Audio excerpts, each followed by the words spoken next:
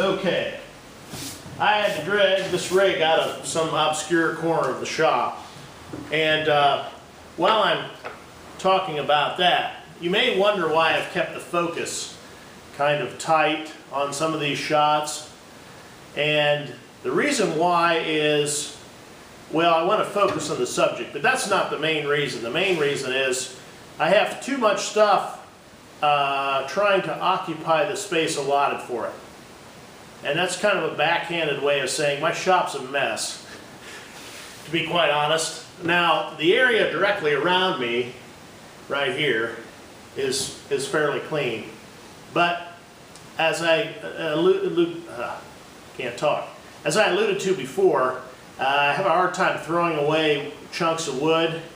So I've got barrels sitting around with stuff that hasn't been used for a project yet. Plus, my work area also doubles as my spray area, which is not really a good deal. You really should have a separate spray area when you're in this business. Since I only have about 2,500 square feet, and that includes the showroom, I'm limited as to what I can push around to make room. So whenever I'm spraying, usually I have to cease making dust. It doesn't always happen that way, but anyway, back to this. I'm now going to discuss how I'm going to attach the stretchers which run between the legs to the legs themselves. I have several ways I can do that. I could dowel those together. I could pocket screw, but then I'm left with a hole that I need to fill.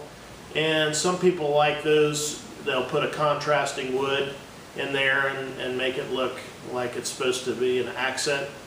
I don't really like that look.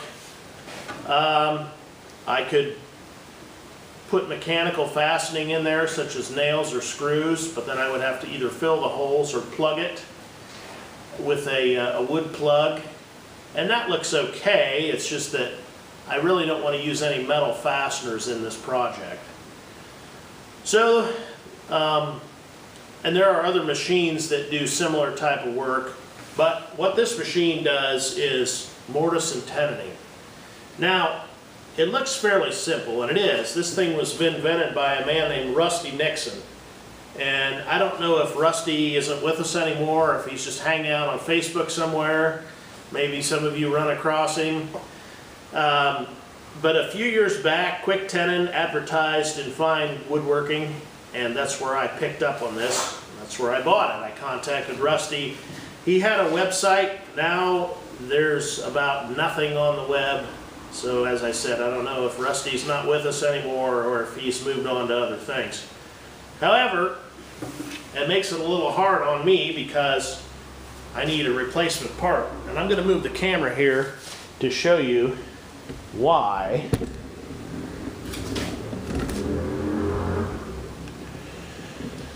This piece here that guides the router, this machine is used with a router, by the way, has been CNC milled to a certain distance here, and it is set up to use a 3/4 inch bushing, guide bushing, in a Porter cable style setup. And it worked good, except for, I'm going to tip the camera here. It's suffered a little bit of router blight. When you use this router, it calls for use of using a plunge router here. And if you happen to not let the router come to a complete stop, you run the risk of getting the bit into the side here. Now, that isn't what happened here. What happened was I had a real long piece I needed to tenon, so I actually turned this thing on its side, which you might think was not real smart, but it got the job done. But then you also have the weight of the router, and it would be hanging out above the table.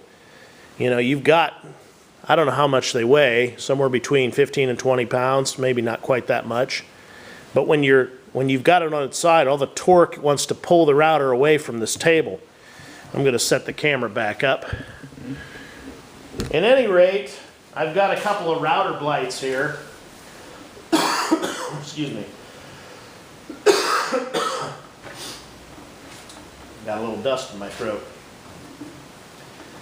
The router blights here, so I really would like to have a new piece here. Unfortunately, I could probably go somewhere and have somebody make me one. This is called phenolic, which plastic laminates are made out of a phenolic resin, only they're made out of craft paper.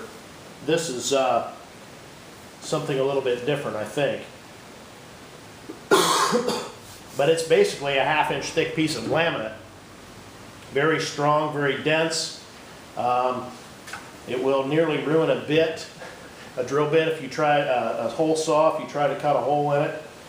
So anyway, my solution to this problem has been to take a block of some kind, and it has to be flush with the table, and move this out far enough that I can get by those blighted areas. This will adjust to whatever tenon size you want, and the machine cuts both the tenon and the mortise. The one way you just ride on the one side to cut the mortise. To cut the tenon, you will actually go clear all the way around here. It's actually an ingenious little machine for what it is. There's a clamp located over here on this side. You turn this handle and it will clamp your piece over. I made that other table with this machine. I made those other 2 pieces of furniture that I showed with this machine. I've done a lot of stuff with this until I used to make cabinet front frames with this too, until it was just not economical for something like that to use mortise and tenon. It was really great because I dado the back side of my front frames so that the edges of the sides of the cabinet, the bottom and top, will go into the frame about 1/4 inch. Well, with pocket screws, which is what I went to, pocket screw joinery, you have to remove any pocket screws that happen to fall in where the dado hits. Well, then you're losing half of your, because you usually use them in pairs, you're losing half of your joint strength there. I do use glue with pocket screws. They say you don't have to, but in this particular case, it's better because you at least have a chemical bond there to help it keep it from twisting. Anyway, I will move on from here.